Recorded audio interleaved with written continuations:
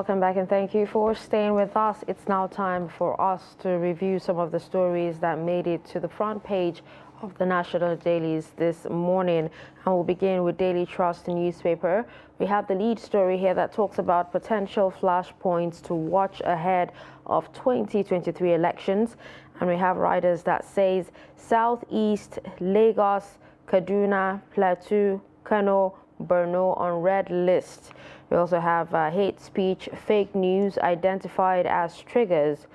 IPOB Yoruba secessionists plot to stop polls, says IGP, and actions government must take before polls. You can find details of that story on page 5.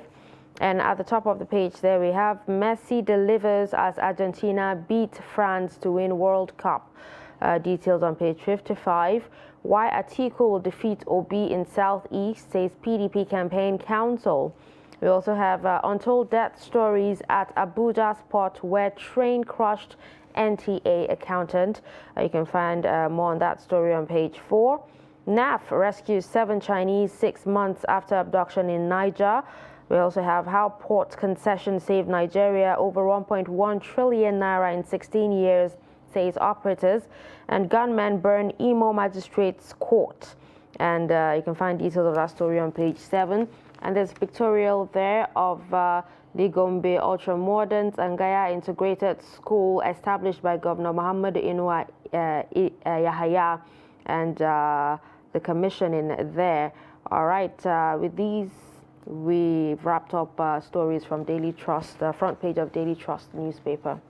Okay, up next is the Punch newspaper, where the big story this morning says finance bill. Dangote, 7 of 170 farms may lose 2.4 trillion tax waivers. 47 new applications await government nod as finance bill undergoes NAS approval. FG eyes over 2 trillion company tax revenue. Government warn against tax incentive removal. This is the story. Details of that story is on page 2, and of course the picture, the front page picture, is showing celebrations from the last night's World Cup final, and it says Messi shines as Argentina breaks 36-year World Cup jinx. Details of that story is on page 41. Now at the top of the page, there are some other stories. Cash limits, POS operators give CBN ultimatum. Story on page 29. And 80 million Nigerians risk job loss by 2030. World Bank, that's according to the World Bank. And oil earnings rise by 308 billion naira. Details of that story is on page 32. And Oshun PDP APC food deepens over 407 billion debt. Details of that story is on page 8. And then at the bottom of the page, unused SIMs rise by 177% to 105 million. There are 105 million unused SIMs in the country. Details of that story is on page 34. Next to that, abducted couple killed despite 7.5 million payment buried. Details of that story is on page 4.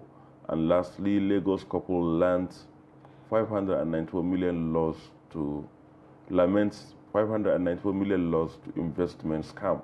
Also, this is a story that is on page 4 and 5. And these are the major stories on the front page of the Punch newspaper this morning.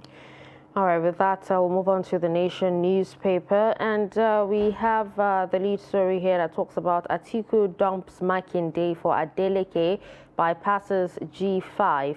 And writers here says final reconciliation meeting with Wike, others collapses. PDP candidate to rely on old allies in Benue, Rivers, Abia and Enugu. And just beside that story, we have a pictorial of Messi kissing the World Cup. And it says Messi makes history with Argentina. At the top of the page there, 25 generals among 756 retired senior military officers. More pressure on Obateki Okowa over 13% derivation. And we have DSS withdraws personnel from Osun Governor Adeleke, and doctor, driver, bandits, drug supplier jailed. Details on page 3 on that. Below the nameplates there, why federal government can't add 24 trillion naira loan to national debt. If you want to read up more on that story, it's on page 2. EFCC can't probe states' expenditures, says Agbakoba. And we have NDLEA intercepts drugs. On the footnote there, hoodlums set Imo Magistrate Court on fire and award for Sanwo-Olu. And these are some of the stories on the Nation newspaper. Next is Business Day, and on Business Day, the top left, World Bank warns Nigeria of 2016 style recession, says Naira redesign may weigh on economic activity. And this is a story starting from the front page and continuing on page 31. And then another story there, Nigeria's fiscal fiasco in 7 charts. That's, I think, infographic on page 30 of today's Business Day. And by the side of that is the jubilant Argentina team celebrating the World Cup win last night. And coming down to the lead story on the front page this morning, banks, fintechs face hurdles in cashless economy race. And, next to that, inside Nigeria's quest to go cashless. I think there is a special on cashless economy that the Business Day did this morning, and details of that are all on page 29. Another thing which is also on page 29, banking services customers prefer in Nigeria. So, all those could be found on page 29 of today's Business Day. Below that, Qatar's $300 billion World Cup ends as Argentina beats France. Details on page 28.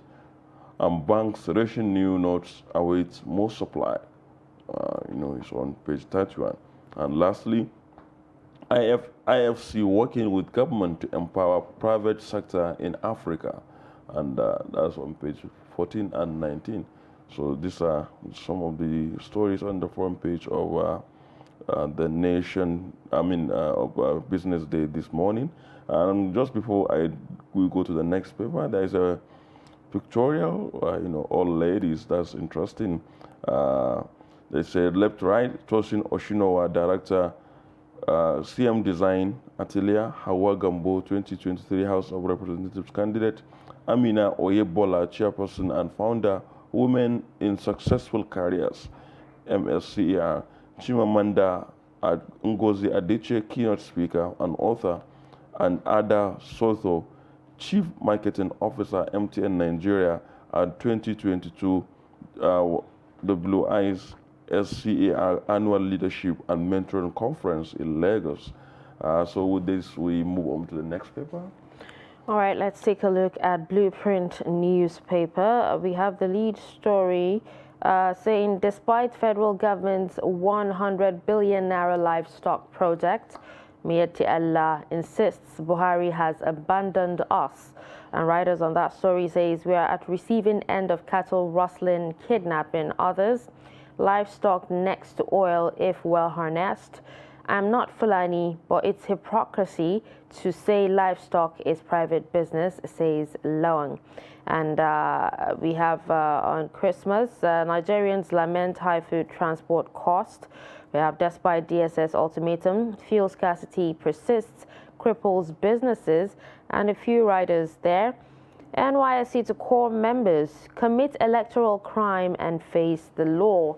And we have more stories on the footnote there. Name, shame politicians buying PVCs, Sarab tells or tasks Buhari, EFCC, details on page 15. On stamp duty, 89 trillion naira allegation born out of ignorance, says CBN. DMO raises 615.557 billion naira Sukuk funds in 4 years, details on page 5. On page 16, we have DSS says no cause for alarm over withdrawal of security details, says Adeleke. Kogi Agbakoba lambasts EFCC, says commission breaking rule of law, and details can be found on page 5. And we also have on page 5 saying gunmen kill 3 in Benue attack, Ondo businessman eliminated after ransom, which is quite a sad one there. And these are some of the stories on a Blueprint newspaper. Okay, up next is the Guardian newspaper, where the lead story this morning says concerns as government shrugs off inflation drivers. And the story has some riders. Interest hike targets only 10% of inflation costs. Analysts worry about energy crisis in January as EU sanctions commence.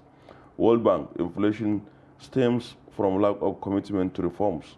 Food shortage continues to ring alarm bells. And then lastly, rigidity undermines effort to revive economies. And at the top of the page, Kogi Abakoba knocks EFCC, says commission guilty of breaking rule of law. Details of that story on page 3. And reveal your real name, background, Atiku campaign, Des Tinubu, details of that also on page 3. On page 7, there is a story saying, again, many feared kill as government attack Enugu community. And lastly, also on page 7, Ohaneze knocks EFCC over utterances on Ekweremodu's trial.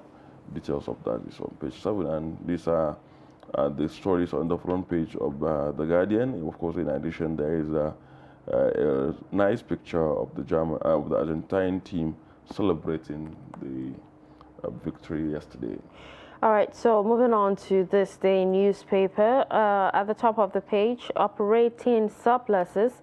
RMAFC recovers 120 billion naira from defaulting revenue-generating agencies. And we have a writer that says Moll's amendment of laws to cap spending, criminalize failure, delayed remittance to Federation account. Details of that can be found on page 5. In the U.S., Pantami meets SpaceX, World Bank, Google to strengthen Nigeria's digital economy. All right, just below the nameplate there, we have 20 billion naira bailout. Agbakoba accuses EFCC of media trial of Kogi government. Messi achieves life's ambition, wins World Cup for Argentina. And we have the lead story that says Atiku, I'll make appointments on merit, federal character if elected. Writers here says pledges to ensure equal representation of all geopolitical zones, challenges Tinubu to reveal real name background. You're engaging in mudslinging. PCC fires back, and Arewa youths drum support for former vice president. And these are some of the stories on this day newspaper. Okay, up next is Vanguard, and the lead story on Vanguard says, after doctors, mass exodus of teachers from Nigeria looms. And it has some riders as UK eases conditions for Nigerian teachers. Over 350,000 teachers certified by TRCN may migrate. England looking for cheap labor, NUT. It is not brain drain, TRCN. And teachers' welfare needs improvement at the Mulekun. And on the top of the page, AMCON charges Gulp 269 billion from banks' earnings. Story on page 19. And arrest politicians buying PVCs from poor voters, Serap tells Buhari. Story on page 9. Flight delays, cancellations, no respite as aviation authorities, airlines, others differ. Story on page 47. And coming down to the right, military warns retired generals against betrayal. Story on page 9. And then PDP, APC, dead, NNPP credible alternative, Konkoso says. The story on page 8. And then armed herders kill 3 in Makodi. Story on page 6. Also at the middle of the page, Argentina wins World Cup as King Messi hits football immortality. Details of that story is on page 55. At the bottom of the page, many fear dead as herdsmen invade Enugu community. Story on page 11. And Kogi Abakoba chides EFCC over alleged media trial. Details on page 8. And lastly, on page 28, the Atiku, Konkoso, Obi, Tinubu perspectives, can they muster the political will? That's a big question. And if you want to read that, it is on page 28 of today's Vanguard newspaper. All right, let's move on to our final paper, which is Nigerian Tribune. And the lead story here talks about campaign finances, how we will checkmate political parties, says INEC on page 3. At the top of the page there, banking public to pay more taxes on increased use of e-payment. And as experts calls for review of stamp duty provisions. We also have 8 months withheld salaries. ASU may consider legal action against federal government. Senate panel summons IPPIS officials over missing 113 million naira service-wide votes. And we have more stories. Kidnappers kill businessman after ransom payment in Ondo State. NDLEA intercepts 1.7 million narcotic pills, seizes 5,460.34 kilograms of skunk in 6 states. We also have Atiku to APC, lift veil on your standard bearer's identity, and character assassination won't help you, APC replies. And these are some of the stories on Nigerian Tribune. And with this, we'll take a few of the stories before we wrap up the newspaper review. And Abdul, let's start with the lead story on Daily Trust, the newspaper that talks about the potential flashpoints, to watch ahead of the 2023 elections. And I'm very, very interested in the actions that government must actually take before the polls. Yeah, that's quite an interesting story also, talking about the elections and the signs are already out there, of course, as the first rider speaks about that there are areas that are already identified as potential flashpoints because of existing security threats. For example, in the southeast, almost every day, like in today's papers that we reviewed, a lot of them have the story of burning of magistrate court. Just 2 days earlier, burning of INEC office and all that, and then killings and all that. Then in the northwest, where banditry and other form of insecurity in some places, and in the northwest and Niger State, and in other areas, there are political violence. We have had instances of attacks on rallies and all that. So all this goes to show that there are potential, there is a serious threat to security, especially with the high stakes in the election. And so, of course, there are issues of, as the story points out, there is issue of fake news, hate speech. Now, talking about, APC and PDP in most of the papers today, trading words. Exactly. So almost every day you have stories that are just about inanities, and that is not helping matters, because if candidates are not campaigning on issues, if candidates are actually heating up the polity through their utterances, then it is also adding to the tensions and possible security implications, because it is also somehow fueling hate speech, because there are things, of course, we know it's politics. Sometimes politicians, they justify that by saying it is all fair in politics. But they usually forget that, they actually have supporters who, listen to their every word and take action, when they speak. And is it too much to ask for politicians to, see the elections as just a competition, and whoever wins, they support each other, regardless? Exactly. I think that should be actually, ideally, the rule of the game, but the do-or-die affair is somehow very much entrenched among our politicians. So a lot of them see the election as a must-win, and must win by all, by hook or by crook, and which is actually aiding these concerns about security problem. Because if already people are, the situation is tensed, and everybody is talking the way most of the candidates are talking, then it will mean they are finding the embers of conflict and possible post-election crisis, because we've also seen pockets of violence in some of these rallies. Like I remember two anti-thuggery personnel, yes, female anti-thuggery personnel that were actually injured during a rally, by thugs, and some of them were actually arrested. Well, even in today's Daily Trust, there is a story somewhere of, I think on page 7, of 15 or 17 people injured and following attack on the candidate convoy or campaign train of the candidate of the APC in Kano State, senatorial candidate. And as you said, we've had instances of attacks during campaigns in places like Borno. We have had one in Kaduna and such other places. So it's quite a serious concern.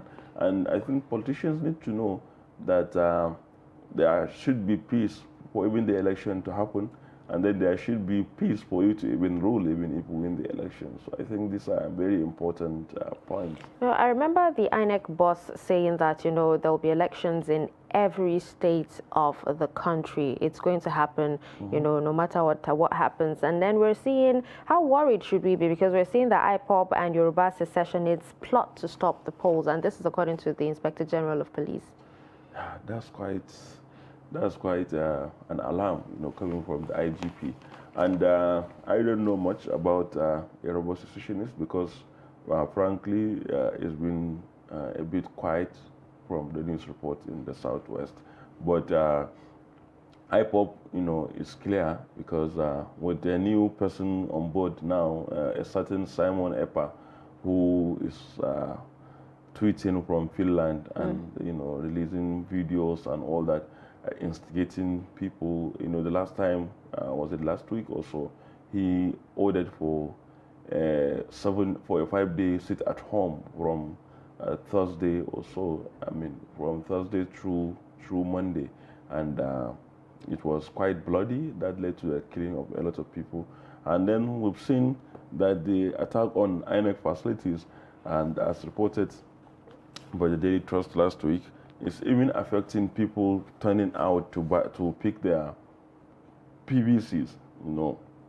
We don't know what will happen. These guys could come and attack queues of people collecting their PVCs and all that. So the threats to the election are real, unfortunately. And I am surprised that the INEC chairman is maybe the most optimistic person, because so many times they have banned INEC equipment and all that, but he kept assuring the nation that it will not stop or affect the election. We wait to see, because everybody's hope is for the election to happen, because if it didn't happen, it's a big problem, because this is a democracy. We have to have another leader through the same process. So we can't have a sole administrator or something like that. All right, so now let's move on to another interesting story on In-Depth on page 4 of a Daily Trust newspaper, talking about the untold death stories at Abuja's port where train crushed NTA accountant. There was a lot of investigation actually done on this particular. Okay. So what's some details that you know about it? Okay, well, one thing I know about it is from the report that one of Trust TV reporters actually did on it. According to an eyewitness, apparently this is not the first time this particular incident has actually happened on that same road, and if you take a look at the road, that's the road you actually have to cross the railway, before you leave the community and come into town, and there's no barricade to actually stop cars from, passing if, the train tracks, are coming, because, when you talk about right of way, the train actually has a right of way. And one thing people fail to understand is the fact that there's this actual saying that you can't stop a moving train. It doesn't just break it's actually like true, vehicle. yeah. Yeah, it is actually as it seems. It's actually quite a tragic and sad story. I watched the burial as well, and the husband was quite devastated. It's really You really can sad what imagine, happened to her. Somebody was going to work and then just something like this happened. It's quite disheartening. But from all the story, all the information around that episode and also the community, what surprises me is the information that that is the only entrance into that community. That And too. then so I asked myself, so is it the community first or the train first? Who made who? I mean, like how? Because that is a serious anomaly. How come that a community's major entry point is the rail, is by the rail By line? the rail line, over the rail line. Yes, so I think it's something that perhaps as the people from, I read the story from in the Daily Trust today, from what some of the people in the community are saying, government will have to find a solution and an alternative for them that it can help Definitely. to solve the issue. Okay, well, I think with this, we have come to the end of the newspaper review on Daybreak this morning. We'll go on a break, and when we return at the top of the hour, the show continues. But in a situation where you find that a person look like the same not necessarily